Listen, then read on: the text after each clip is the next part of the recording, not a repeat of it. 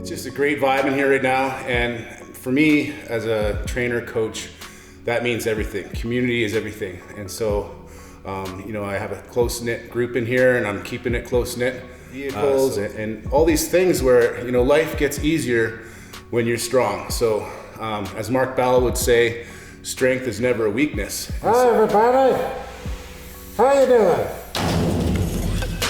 One man shit show with the Canadian Grizzly. What's up everybody? Welcome to the One Man Shit Show, episode 3. It's been an awesome ride. The last episode was even better than the first, and I have to thank my videographer, Sable, for picking it up a notch. She's killing it. And, you know, this week, what was kind of the theme was community.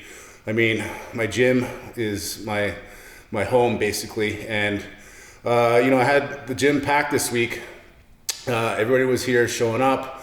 Super great vibe. Some of my lifting groups I do. You know, everybody's here, like specifically like on a deadlift night on Friday. We're going wild in here. Most people are going to the bar, getting fucked up. We're lifting bars and getting fucked up. And it's pretty awesome. And also MMA classes and so on. It's just a great vibe in here right now. And for me as a trainer coach, that means everything. Community is everything. And so, you know, I have a close-knit group in here, and I'm keeping it close-knit. So it's almost like you need an interview to get in here, but it's pretty awesome, and I'm pretty happy. Thanks. Awesome sauce. Celebrate the awesomeness.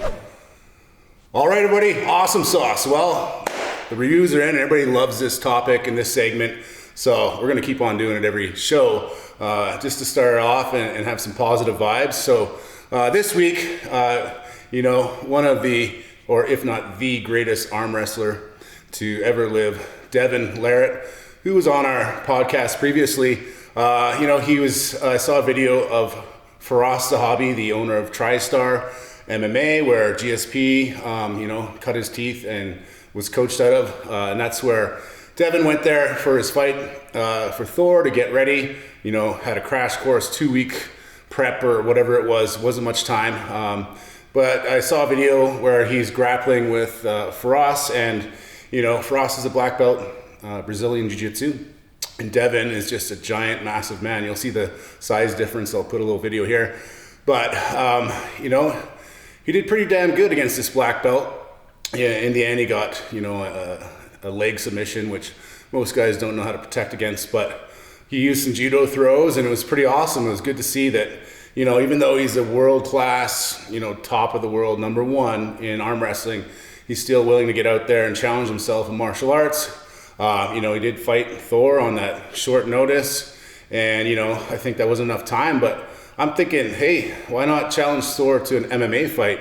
You look like you got a little more of the judo and wrestling skills, so that would be awesome to see. Awesome sauce! Okay, everybody, awesome sauce number 2. Yeah, we're getting so many things that are awesome recently. I thought I'd drop another one. And this one kind of hits home a bit because, you know, as a trainer, there's certain things, if you can impact someone's life in such a dramatic way that they say that you've changed their life, it's pretty awesome. And that is with my client, Madina, who has told me in the last week or so that, you know what, Russ, since I started training with you, roughly, I think we started in July, she said, you know, you've changed my life. And one of the biggest reasons, her son, Daniel, has cerebral palsy, and so he is in a wheelchair, and she does have to move him around. You know, there's some special needs there. And when I first met her, she was saying, oh, I have sciatic pain. You know, she was pretty weak. I hate to say that, Madina, but you were. You know, could barely squat or anything, and deadlift. You know, I was a little worried at first she was gonna be one of those people that would quit and then be like, oh, I have sciatic pain, it's your fault. I'm like, no. You got to stick with it. And she has, and she's setting PRs in here. She's very tiny, petite, but you know, she's deadlifting, you know, over 200 pounds and squatting close to that. And so it's pretty obvious her strength gains. And she told me that, you know, you've helped change my life because now, without even hesitating, she can help her son out, you know, pick him up. You know, often you'd probably have to, you know, help them in and out of vehicles and all these things where, you know, life gets easier when you're strong. So as Mark Bell would say, strength is never a weakness. And so it's really empowering for me. And, you know, more than money or anything, as a trainer, this is what I live for, is to help change lives. So pretty awesome sauce. Mindset Minute. All right, everybody, Mindset Minute. Really love doing these segments because I really think it's important, you know, healthy mind, healthy body, healthy life. And what I want to talk about today is planning, in specific, your 5-year plan, okay? And so, you know, I coach various people, and one of the first things we do in mindset coaching is getting your shit together. Most people barely have a plan for the next day in front of them. They're scrambling around and trying to figure out as life kind of just shits down on you. Well, if you have a plan, things get a lot easier. So talking about a 5-year plan, what I want you to think about now is like, what if you were, you know, given 5 years to live? What are you going to do with that 5 years? Like, and that's the immediacy that you need in your life. You know, you don't know when you're going to be gone or when you're going to die. So have a 5-year plan where you think, you know, you might not make it that long, you know? And what do you want? What kind of impact do you want? Not only on your own life, but your friends, your family, or if you want a bigger impact on this world. So why we need a 5-year plan? So, you know, I find that, you know, it's a short enough term where you can kind of realistically see yourself the next 5 years. It's not too far away where it's, you know, you're not thinking too far. But why we need a 5-year plan is so we can reverse engineer where you're going to be up until like your 4-year plan, your 3-year plan, 2, 1, all the way down to the months and let's say weeks. What are you doing each week to get you to where you want to be in 5 years? And, you know, the biggest thing as a coach is holding people accountable. Are you working towards your goals and who you want to be? That is very important. So start thinking about your 5-year plan. I really want you to think about this. Where do you want to be in 5 years? And don't just think about it, write it down. Start journaling. Write down some of your hopes and dreams and where you want to be. Because, you know, what I found is I've had visions of who and what I wanted to be, where I wanted to be, and I've driven towards those and accomplished them. They've manifested. So if you can really get your head in gear and make a plan, your life will change drastically. Classic fights. Fight. Okay, everybody. So as you know, or maybe you don't, you know, I used to live in Japan 11 years, and I was fighting professionally out there. Started off in Kyokushinkai karate, and you know, full contact karate, and went on to win, you know, a pretty big tournament, and then I went on to move to Tokyo and go pro. But you know, what I really want to bring back is some of those fights that maybe some people have never seen, or you know, maybe it's in your memory banks, but you've maybe forgotten it. But classic fights. So this week, you know, I keep on thinking, which fight do I want to talk about first? And I think of my favorite fighter, and that is Mirko CROCOP. If you don't know who he is, well, you mustn't know MMA, because for a time period, he was one of the scariest motherfuckers out there. And the reason being is he was a kickboxer and a southpaw, and he would send people, right kick was hospital, left kick was cemetery. Like, he would knock dudes out and ruin their careers. They were never the same again. And one career he did kind of ruin, in my opinion. It wasn't a kick, but it was in a K1 fight. It was March 30th, 2003. And the fight was between Mirko CROCOP and BOBSAPP. And I was living in Japan at the time. I moved there in 2002, so I remember watching this live on TV. But you know, at the time, BOBSAPP was enormous. He was he wasn't following any of the kickboxing rules. Like, he would grab you and smash your head and fucking, and the rest would let it go. And so he even took out one of the greatest kickboxers ever, Ernesto Hoost, in a fight. So he was scary. And CROCOP, you know, he's not the tallest guy. He's only about 6'2", and probably weighed about 230. But he just had this immense power and technical ability.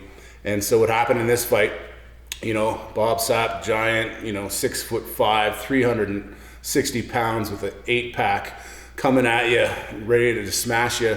So CROCOP circles out and he fires off a nice kick, and then right away, he's a lefty, throws that straight boom right into BOBSAPP's eye socket or orbital. And what you see from their end is, BOBSAPP basically grabbing his eye and kind of crying, ah, and falling down. And that was it. That was, take out the giant. So that was a very classic fight for me, and kind of the David versus Goliath. And, CROCOP went on from there to win a lot of fights in MMA, even to win the Open Grand Prix in Pride fighting championships. And that was pretty awesome. So my favorite fighter and one of my favorite knockouts. A douche. Level up. Fitness business coaching. All right, next up, everybody, Level Up, PT, Personal Training Essentials. And this week's gonna tie in basically with the Mindset Minute. And, one of the most important things, if not the most important, because if you don't do this, you're rarely gonna get someone excited or sell them a training package, and that is periodization. And as a trainer, you need to periodize your clients to set goals. And just like we talked about your 5-year plan for you, everything in your life, their fitness plan is very important. And often, you'll have a first consult and you'll talk with your client about, where their goals are. Everybody has different goals. Some people are weight loss. Some people are, guys trying to gain weight. Everybody has a goal. So you're gonna have to go over all these goals and really, as a trainer with experience or without it, what you're gonna have to create is a great plan. And what I always recommend is always a 1-year plan for your clients. And so from there, we set our main goal, and then we can kind of reverse engineer all the way to week 1, week 2. And that's how you should have everything set up, because once you create an amazing periodization and show them, okay, often we do like in number 1, adaptation stage, 2, then we're gonna go into maybe a hypertrophy or muscle building stage. Then we might go into a strength stage, and then maybe a metabolic conditioning stage, depending on what their goals are, right? But why do you want these different stages is because you can't be doing the same thing all the time. Your body needs stimulus. You need to move on to each stage to help your client grow and adapt. So having this awesome plan, reverse engineered to having different, segments of the year plan, usually I like to do 8 to 12 week programs. Each program has a different specificity in your goal, and the ultimate goal is hitting the end goal. So, my periodization for myself this year was, I was 370 last year in February, and now I'm down to 303 pounds, and my goal is 370 by, March 1st, 270 by March 1st.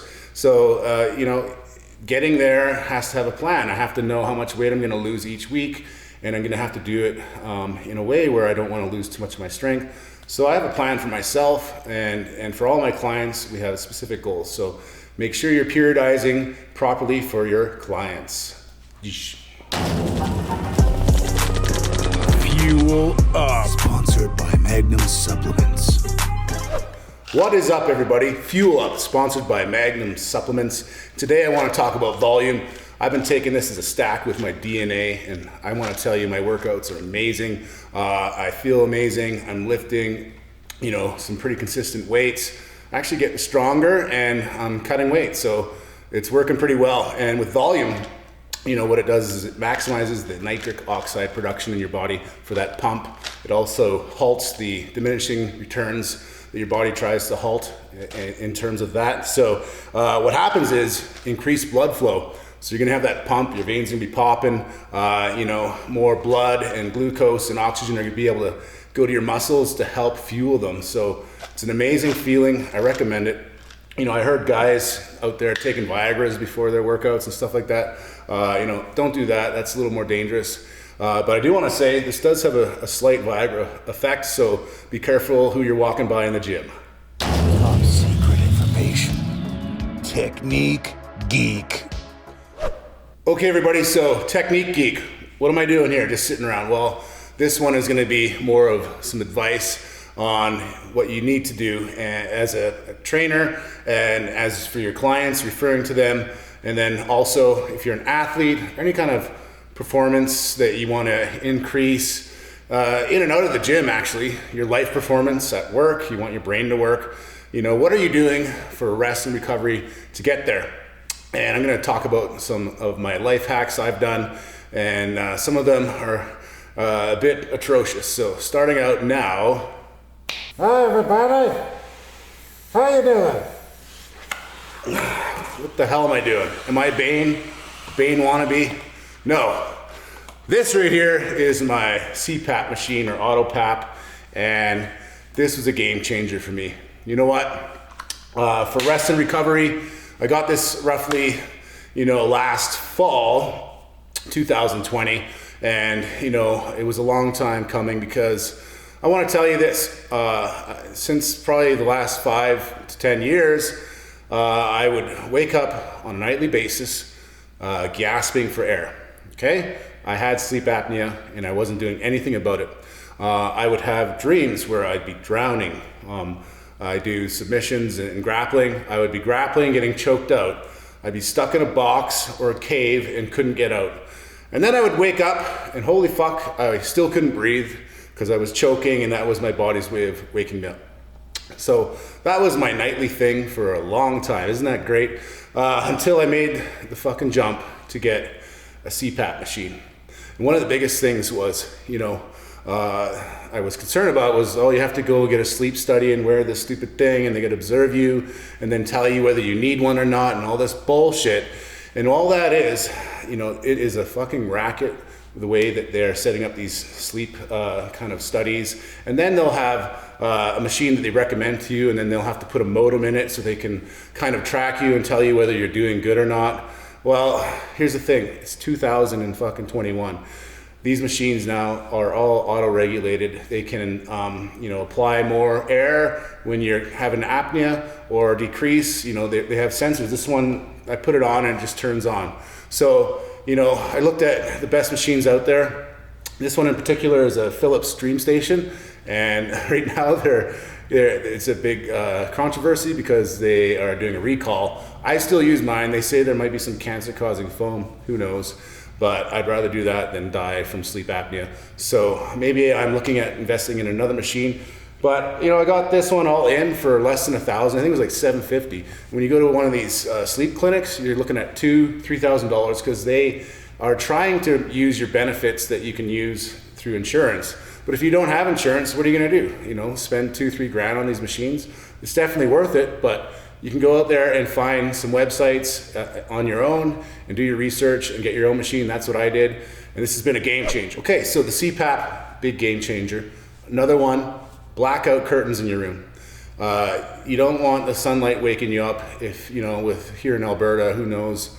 Sun goes down now at 4 p.m. What the fuck? So the sunlight will wake you up. So having a blacked out room where it's completely dark is tantamount to your recovery, and trying to minimize sounds and noises. If you sleep with a dog, or if you your spouse is waking you up with alarms and stuff like that, you might want to consider taking the leap. And I've been married 10 years.